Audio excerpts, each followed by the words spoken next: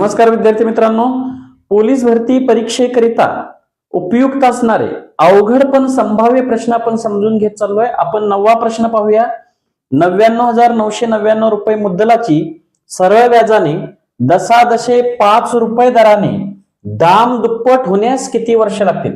दाम दुपटीचा असा कोणताही प्रश्न आला आणि किती वर्षे जर विचारतील तर लागणारी वर्षे बरोबर